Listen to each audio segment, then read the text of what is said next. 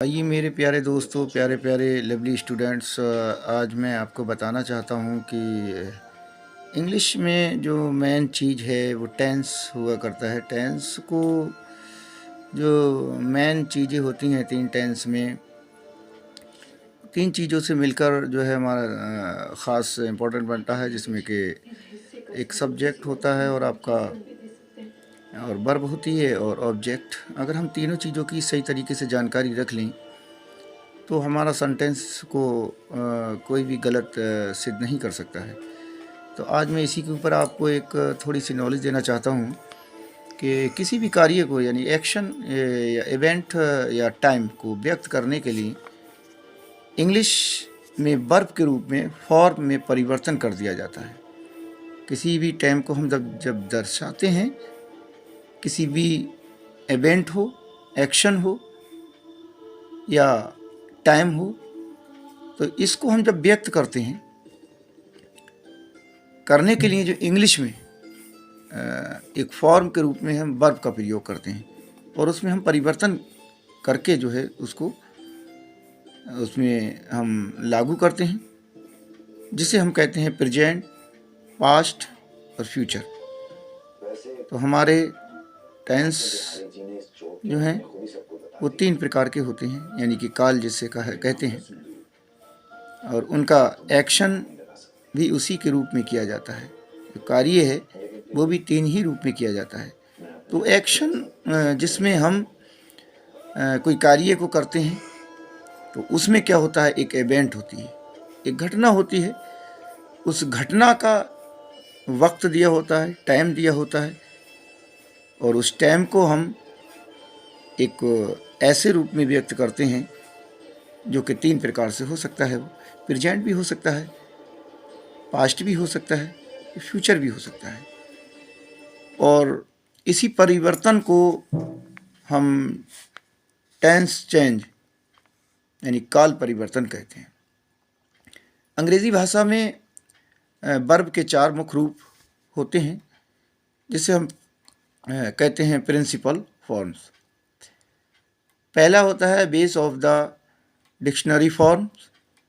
ये क्या होती है, क्रिया का यह रूप प्रेजेंट सिंपल व्यक्त करने के लिए प्रयुक्त किया जाता है। जैसे कि मान लें मैं पेड़ पर एक चिड़िया देखता हूँ। फॉर एग्ज़ाम्पल, मैं पेड़ पर एक चिड़िया देखता हूँ, तो हम देखेंगे इसमें ये कौन से काल का है। तो जिन वाक्यों के अंत में, जिन हिंदी वाक्यों के अंत में ता है, ती है, ता हूँ, ते हूँ वगैरह शब्द आते हैं, तो उससे हम जान लेते हैं कि ये प्रेजेंट इंडेफिनिट टेंस का वाक्य है। और इसे बनाने के लिए मैं पेड़ पर एक चिड़िया देखता हूँ, जो नियम है, सबसे पहले हमें सब्जेक्ट लिखना होगा। तो सब्जेक्ट क्या होता है, उसे हम क्या लगा के अगर पूछें, क्रिया से अगर पूछें, जैसे कि लास्ट में क्रिया मिलती है देखता हूँ, ठीक है, कौन देखता है, यानी मैं देखता हूँ, तो मैं मिल गया हमारा सब्जेक्ट, और मैं की अंग्रेज़ी होती है आई। फिर देखने की हम क्रिया लगाएंगे, तो प्रेजेंट इंडेफिनिट टेंस में फर्स्ट फॉर्म या ही सी इट दिस दैट एवं सिंगुलर राम सीता वगैरह के साथ में ऐसे आई एस हम लगा देते हैं, और आई बी दे यू के साथ में या प्लूरल के साथ में हम उसमें ऐसे आई एस नहीं लगाते हैं, फर्स्ट फॉर्म का प्रयोग। तो अब जैसे मैं पेड़ पर एक चिड़िया देखता हूँ, तो मैं लिख लिया मैंने आई। अब देखने की सी हो गई, आई सी। मैं देखता हूँ, क्या देखता हूँ, मैं उसी से पूछूंगा मैं क्या देखता हूँ, चिड़िया देखता हूँ ना, वो भी एक चिड़िया देखता हूँ, तो ए बर्ड, आई सी ए बर्ड। अब कहाँ पे देखता हूँ, पेड़ पर या पेड़ में, तो हम उसे लगाएंगे इन द ट्रीज। इस तरीके से हम कह सकते हैं आई सी ए बर्ड इन द ट्रीज। तो ये हमारा हो गया बेस और डिक्शनरी ऑफ फॉर्म्स कहलाते हैं। इसी रूप में हम अगर इसी का वाक्य ले लें निगेटिव, जो कि जिसे हम कहते हैं इम्परेटिव सेंटेंस, तो हम कह सकते हैं जैसे झूठ मत बोलो, तो हम इसमें इंट्रोगेटिव आ गया, तो इसमें मत बोलो का, मत का मतलब डोंट टेल ए लाई, झूठ मत बोलो ये कह देंगे।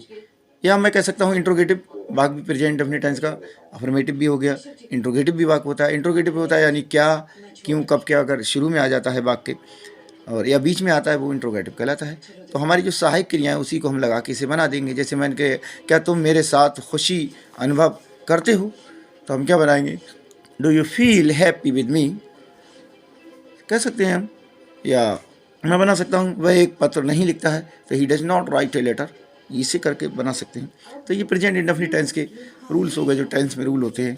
तो इसी तरीके से मैं आपको नोट कुछ कह दूँ कि इन वाक्यों में जो सी, टेल, फील वगैरह राइट है, जो शब्दों का प्रयोग किया गया, यही हमारी फॉर्म्स है, यानी कि वर्ब हैं, इन्हीं को हम वर्ब कहते हैं। अब नंबर दूसरा आता है, मैंने बताया 3 प्रकार के टेंस होते हैं। पास्ट, तो सिंपल पास्ट फॉर्म, क्रिया के रूप भूतकाल में किया गया कार्य को करते हैं, करने के लिए कहते हैं। घटित घटनाओं को या वर्णन करने के लिए हम कहते हैं। जैसे मान लिया उसने कक्षा में असुविधा महसूस की, उसने कक्षा में असुविधा महसूस की, तो इसका जो इंग्लिश होगा तो she feels uncomfortable in the class कह सकते हैं। या मुझे तुम्हारे कमरे में शोर सुनाई पड़ा, I heard a noise in your room, ये भी कह सकते हैं। मैं प्रतिदिन 2 मील टहलने जाता हूँ, या वे प्रतिदिन 2 मील टहलने जाते हैं, तो दे वॉक्ड 2 मील्स डेली जाते हैं। या हम ये कह सकते हैं उन्होंने उसे एक किताब दी, they gave him a book, इस तरीके से हमें। तो इसमें जो प्रयोग हुई, फील्ड है, फेल्ट है, हेयर्ड है, वॉकिंग, वॉक्ड है, गेव है, ये सेकंड फॉर्म में हो गई हमारी। तो ये second form, first form, second form और थर्ड फॉर्म। प्रेजेंट पार्टिसिपल भी आता है, उसमें आईएनजी जोड़ के हम फॉर्म को बना सकते हैं। जैसे उसके अंत में क्या होगा, वाक प्रेजेंट कंटिन्यूस का वाक वो हो जाएगा। जैसे रहा है, रही है, वगैरह आ जाते हैं। जैसे कि लड़के में खेल रहे, लड़के खेल रहे हैं, द बॉयज़ आर प्लेइंग। यह आ सकता है वह कल वह हॉल में नाच रही है, इसे भी हम से कहते हैं she is the dancing in the hall, ये भी कह सकते हैं। मैं एक पत्र लिख रहा हूँ, I am writing a letter. या तुम यहाँ क्या कर रहे हो, what are you doing here, and they were sitting on the bench. इस तरीके से हम इसे प्रयोग कर सकते हैं। तो हम ये कहते हैं प्रेजेंट पार्टिसिपल और आईएनजी का जोड़ के। दूसरा होता है पास्ट पार्टिसिपल फॉर्म के रूप में हम प्रयोग कर सकते हैं। तो पास्ट पार्टिसिपल जो है उसमें आपकी जो वर्ब होगी, हैज, हैव, हैड वगैरह ऑक्सिलरी वर्ब के प्रयोग किया जाता है, और उसमें थर्ड फॉर्म का प्रयोग होता है। उसके साथ होता है जैसे मेरे पिता ने मेरे लिए एक नई साइकिल ख़रीदी, मेरे पिता ने मेरे लिए एक नई साइकिल ख़रीदी। मैंने मान लिया ये वाक है और मुझे बनाना है, तो मैं क्या बनाऊंगा, इसमें हैज, हैव का प्रयोग करूंगा एक वचनकर्ता के साथ में। ही, शी, इट, दिस, दैट है सिंगुलर के साथ में जो है, या राम सीता वगैरह के साथ में हैज का प्रयोग किया जाता है। तो मैं बना दूंगा my father has what a new bicycle for me, यह मैं बना सकता हूँ। मेरे पिता ने मेरे लिए एक नई साइकिल ख़रीदी। यह मैं कह सकता हूँ मैं कोचिंग कक्षा में भर्ती हो चुका हूँ, तो I have joined the coaching classes. या मैं कह सकता हूँ हम लोगों के पहुँचने, ये 2 प्रकार के वाक्य इसमें आ जाते हैं बाजी फेरे।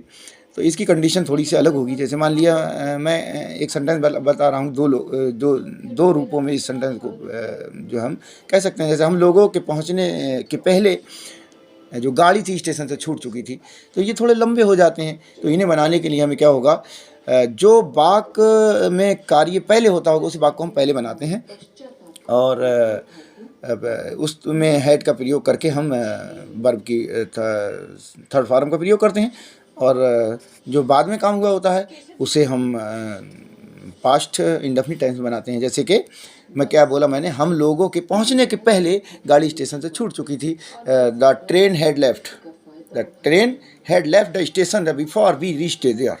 इस तरीके से हम इसे बनाएंगे। डॉक्टर के आने से पहले मरीज़ मर चुका था, तो ये भी सेंटेंस हो सकता है। इसमें थर्ड फॉर्म का प्रयोग होता है। तो कुछ फॉर्में हैं जो मैं आपको चाहता हूं कि आप याद कर लें, और भली बात इस तरीके से आप कर सकते हैं। तो मैं आज कुछ आपके लिए बता रहा हूं। जैसे अबाउस मीन्स होता है गाली देना, तो अबाउस फर्स्ट फॉर्म है, सेकंड फॉर्म अबाउस्ड हो जाएगी, और इसकी थर्ड फॉर्म अबाउस्ड रहेगी। और अगर आईएनजी जोड़ें अबाउजिंग हो जाएगी। तो दूसरे नंबर पे एक्सेप्ट, एक्सेप्ट मतलब होता है स्वीकार करना, तो एक्सेप्टेड और एक्सेप्टेड हो जाएगा इसका। अगला आपका एड है, जैसे एड होता है, एड माने मिलान करना होता है, एडेड और एडेड हो जाएगा उसका। अलाउ होता है आज्ञा देना, अलाउड अलाउड वगैरह हो जाएगा। अवॉइड होता है, अवॉइड का मतलब होता है मान जाना, किसी चीज़ को हम मान जाना कहते हैं अवॉइड के, तो अवॉइडेड है उसकी अबाउट, और अबाउट हो जाएगी। अगला होता है एक्ट माने कार्य करना, एक्टेड कर देंगे उसे, एक्टेड कर देंगे। अराइज होता है, अराइज माने उठना होता है, तो अरोज और अरोजिन कर सकते हैं इसे। एग्री माने सहमत होना होता है। अटैक माने हमला करना, आक्रमण करना होता है। अबाक, अबैक माने जागना होता है, तो अबॉक, अबॉक कर देंगे हम उसे। या वार्क है, बैथ है, बी है, वेट है, वियर है, ये सब मीनिंग है, इसे आप याद कर लें। तो ठीक है, हम मिलते हैं अगली नेक्स्ट वीडियो में। और आपको अगर वीडियो अच्छी लगे तो हमारी शेयर कर दें और अपने यार दोस्तों में भी इसे शेयर कर दें।